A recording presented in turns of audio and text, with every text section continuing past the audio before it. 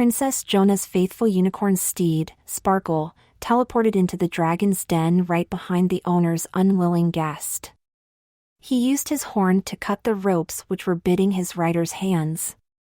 As Sir Dragon was preparing to react to his uninvited guest, the damsel, who was no longer in distress, jumped on the back of her faithful companion and got the lance from the side of the saddle. Princess Jonah, the pretty dragon slayer, said, as she was riding her charging unicorn towards Sir Dragon to hit the death blow, "You should have just asked to be friends, Sir Dragon." As the warrior princess stood over her fallen opponent, the lady of the land, Queen Mother Faye, came into the cave. Still wiping sleep from her afternoon nap, the princess mom could not believe what just transpired. Once again her child has slain a dragon. Seeing her victorious progeny made her mad and concerned. As one of the rulers of the land of make-believe, she made an edict a fortnight ago that princesses were not to slay any more dragons. Faye was so mad at Jonah slaying dragons, she made her child abdicate her royal title. Princess Jonah was supposed to be no more. In a stern voice, the happy heroine's mommy, Faye, said, "You know I told you that you are not to play princess anymore, Johnny." Johnny was ripped away from the land of make-believe back to his bedroom. He stumped his feet and said, "That is no fair, Mommy. Daddy said it was fine if I was whatever I wanted to be." Faye said, "It is fair, and I said no more you playing princess, so there will be no more of that silly game. Understand? Come on downstairs and we will eat a snack, some apple slices and cheese. You like that, don't you, Johnny?" Faye's attempt at changing the subject by offering her son the snack he liked the best failed. Johnny enjoyed apple slices and cheese, but it was not a treat which would take his mind off the disappointment of what his mom said. She should have offered him a chocolate cupcake instead. Johnny getting a snack which he has at most once a week would have made him forget about his mom going behind her husband's back and changing what their child could and could not do. On their way down to the living room, Johnny brought up the playtime activity she banned. "Mommy, Daddy said it is fine for me to be whatever I want. I want to be a pretty princess dragon slayer." Faye did not like her child questioning her authority. It did not matter to her that she was overruling the other decision-maker of the family, her husband Austin. In breaking down their united front, Faye made it easy for Johnny to question what she said. If there was two contrasting choices, given to a 4-year-old, they will always go with the one they liked the most. Wanting to make sure that Johnny did not get into the bad habit of giving her sass talk, Faye stopped in the living room to make sure that he knew her decision about princess playtime was final. She made sure to did so in a loving manner and called Johnny by the cute nickname she gave him when she said, "Now listen here, my snickerdoodle, what I said goes about you not playing as a princess, cowgirl or ballerina goes. It does not matter what Daddy said." "But Mommy, I am just using my imagination." Faye was going to now go against another decision which her and her husband made about child-rearing and spank her child. The fed-up mother had enough of her son's vivid imagination. This was not for she did not like her son playing make-believe, she knew it was healthy for a child's development to do so. It was for lately Johnny was always pretending to be a female or having a role which was traditionally feminine. The concerned mother did not think it was healthy for him to always be playing in the role of the opposite gender. "This is for your own good. Quit saying you are a pretty dragon slayer, Princess Faye Alanon said while she gave her son Johnny a spanking. Austin Alanon came into the living room and did not like being greeted home by the sight of his wife smacking Johnny's buttocks. "Don't you hit our son ever again." Faye did not like that Austin was 100% behind Johnny exploring whatever fantasy he wanted to. "Dear, you are being overprotective." It was not a spanking but only a couple of slaps on his butt. There is nothing wrong with that to get your kid to do what you want him to when they are misbehaving. Really, Johnny is misbehaving by playing? You just do not like that he declared himself a pretty princess. Also, if he was doing something wrong, physical violence is never fine when one is disciplining their children. It has the same mental effects on the child as domestic violence. It also reinforces that it is fine to use physical force to get your way. You know that might is not right. Oh come on, my dad spanked my brothers and they all turned out fine. Oh yes, Dave is fine, he has anger issues and Alex still lives in fear of your dad. Your dad tells him to do something and he drops everything right away. Is there something wrong with being emotional and listening to your parents? When you 21-year-old man who start to spit nails when your favorite football team loses a playoff game, there is something wrong. That is more than being a little emotional, it is overreacting. He has a short fuse. Also, a 25-year man never saying no to their father's request. Yes, there is something wrong with that. He has no backbone. Also, I never heard you say you got spanked. While girls do not get spanked when they misbehaved, they do not react to it the same way. It really hurts them emotions to be hit by someone who is stronger. Austin looked at his son sniffling and holding back the tears, and Johnny is not hurt emotionally right now. He will be over it. Johnny is my tough little snickerdoodle, right Johnny? Johnny looked as lost as a country boy in the big city for the first time. Said, I was a princess when you hit me, mommy. Quit that, you were pretending to be a princess. Faye. Come on, a 4-year-old does not know the difference between pretend and reality. In his mind he was a princess. Faye was not having it, she wanted her son to be a rough and tumble little boy. It was not right for her son to be so obsessed with being feminine archetypes. Even if when he played princess he was a strong-willed one who fought the dragon to free herself, the mom really did not like it. Princess Jonah always had a discussion with the dragon first to find out why she was his captive. A boy should not show empathy for the dragon. Just slay it and not worry that the dragon was lonely, and that was why he took the princess against her will. The traditionalist mom had enough told Austin how she felt about him encouraging their son to be whatever he wanted to be while he should not be a princess. Girls are princesses and boys are knights. I want to be a princess, mommy. A pretty one who slays the dragon and saves the day. While the knight is the one who slays the dragon, Johnny. Austin had enough. He could not believe that his wife was trying to use logic against a little child's defense of their imagination. Now if Johnny wants to break the glass ceiling of princess slaying the dragon, he can. Johnny was feeling strong from his dad sticking up for him and said, I am a she when I am princess, daddy. Faye was not having that. Johnny, you are always a boy, do you understand? Johnny coiled up hearing the anger in his mom's voice. His buttocks still stinging from the spanking made him fully aware that she might hit him again. He did not want that pain again and was ready to agree. Austin wanted to let his son say how he really felt. Do not worry about what mommy just said. Tell me, son, do you often feel like a she? Yes, daddy, it feels better when I am a princess, a cowgirl, a nurse, or a ballerina.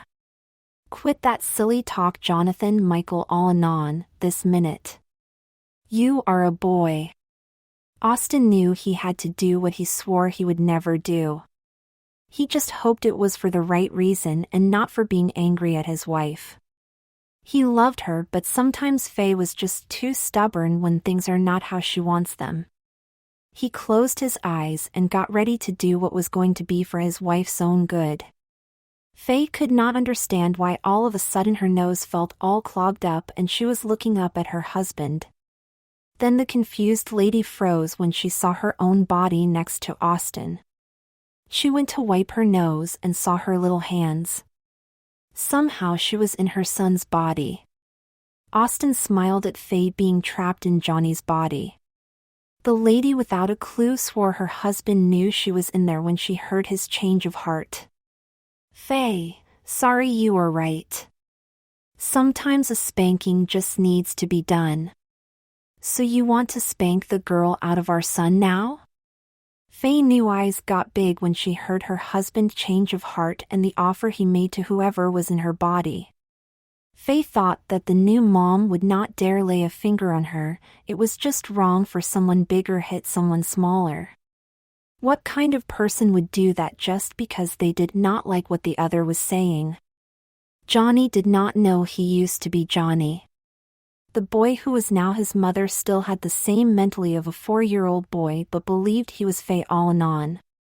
With sadness in his new voice, "No. My mommy spanked me for saying I was a princess and it hurt me bad. There was nothing wrong with me using my imagination. I did not understand how someone who loved you could hit you. She said it was for my own good. It was not, it made me scared of her. It made me only want to listen so I did not get hurt. It made me sad, I cried. It is not nice to make someone cry for being who they are. I love my mommy and she hurt me." Faye was horrified in hearing those words. The lady rethinking her thoughts knew that Johnny was in her body from how imagination was said. The new mom sounded like a 4-year-old. The new toddler found it a little odd that her husband did not find it strange to hear how his wife was talking. The simple truth in those words and sadness on her old face showed her how wrong she was to raise her hand in anger against her son. It was just frustrating her son might not be normal. Faye wanted the best for her son and the small chance he might be transsexual scared her. She was not scared that her son was transgender for she thought it was wrong. Johnny might really be Jonah did not matter to her. The loving mom did not want her child to have a hard life. She knew the discrimination people who were gender nonconformist had to face in the world which can be so cold. Her fear was that her child would not reach their potential. Faye wanted the best for her child and did not want any hardship for her snickerdoodle. What would be best for Johnny was a totally supportive home life. A person could only reach their true potential if they were able to be who they were. Faye made the common mistake of trying to force their wants, needs, and outlook on life onto her child. People wanting their children to be little clones of themselves was one of the most common mistakes a person makes in raising a child. People do so for it would strengthen the base of people who had the same perspective on life. Also, having your mindset live on was what some ancient philosophers thought was true immortality. Austin said, "While I could spank Johnny if you want me to." Johnny hated that idea and went over and hugged his body to form a barrier between Austin and the little boy who was not misbehaving. No, it is not nice to hit someone. There is nothing wrong with Johnny wanting to be a princess. I love Johnny, my snickerdoodle. Johnny can be my princess snickerdoodle when he wants to be a she. Austin said, "Okay, you are right. I will not spank Johnny." Faye, why don't you go get yourself some Kool-Aid and relax in the kitchen? We will be out there to join you soon. The little boy in his mom's body smiled at hearing about getting that sweet drink. He kissed his old body tenderly on the forehead while she said, "You can be whatever you want, my little princess. I love you and only want you to be happy." Faye felt even smaller than her new body when she saw how her son protected her from any harm. She just got done spanking him for no good reason and he turned the other cheek. Johnny did not want to lash out pain onto others. It dawned on her later that the memory of being hurt was still new in Johnny's mind even if he was not in his body. As soon as Johnny was out of the room, Austin looked at his wife and his son's body and said, "Do you think that a girl can be trapped inside a boy's body now?" Faye was trying hard not to read too much into how that question was worded. Austin using the word now could be taken as he thought that Johnny did not believe that before. Austin knew that Johnny would say he was a girl while playing, so why add that now? Faye then took it as just hearing something which was not there for the situation was in. She answered how she thought her son would. Oh, course I do, Daddy. Good, I want you to always remember that. It does not matter what anyone else says about it or how you feel about it. Sometimes a girl can be trapped in a boy's body and a boy can be trapped inside a girl's body. Now I am going to join Mommy in the kitchen. Johnny, why don't you go take a nap? Faye felt compelled to listen to Austin's suggestions and immediately went to her new bedroom to take a nap. She was full of energy yet felt the urge to do as she was told was so strong. On her way upstairs to lay her head down, she wondered if it was just reverting to being a toddler and listening so quickly and eagerly to her new dad. Faye thought that she might never drift off to sleep. She was concerned over what was happening to her. She did not know if she was becoming a toddler or not. Was she stuck as her own child? Would she remember being who she was? If not, would there be some residual of her old life in her new one? If there was residual, would she feel like she was a woman stuck in a little boy's body? Before the pressure of thinking of her unpleasant future made her start to cry, Faye fell into a deep slumber. Faye was still waking up as she walked in Johnny's room and saw her jumping up and down while he was saying, "We did it, Sparkle, we killed Sir Dragon." Faye shook her head. This was the 4th time since she told Johnny not to play princess anymore that she caught him doing so. A look of disappointment came over her face. The lady who only wanted the best for her son did not want to face the question which was on her mind. Was her son transsexual? Johnny saw his mom at the door and came back to reality. "I am sorry, Mommy. It is just fun being Princess Jonah. My imagination likes it." Faye quickly smiled. She did not want her son to think he was doing anything wrong. She told her sweet snickerdoodle to come to her, and when she hugged him said, "Now, Johnny, I want you to always remember that. Sometimes a girl can be trapped in a boy's body and a boy can be trapped inside a girl's body. It is fine that you want to play princess." Johnny smiled, then asked, "Would it be fine if me and you have tea time when I am Princess Jonah?" Faye gave a little chuckle. "Of course it is. I should have never said you were not allowed to be a princess or anything you want to be when you are in the land of make-believe. That is also true when you are not there. Now come on downstairs, you can tell me all about slaying the dragon while we wait for your daddy to come home. When he comes home, I will get you a chocolate cupcake. Me and him are going to have to talk." Johnny did not care about hearing that Mommy and Daddy were going to have a grown-up talk. He was to tell his mom all about how brave he was as a princess, and then she was going to give him a cupcake. He skipped towards the stairs to join his mommy. As those two got into the living room, Austin came home. There was a smile on his face when the lovely father saw how happy his child was. His wife said to him, "Dear, after I give Johnny a cupcake, I am going to tell you about the land of make-believe time." Austin said, "Good, I am so looking forward to hearing it, and then Johnny can tell us about it also." Austin internally let a sigh of relief out.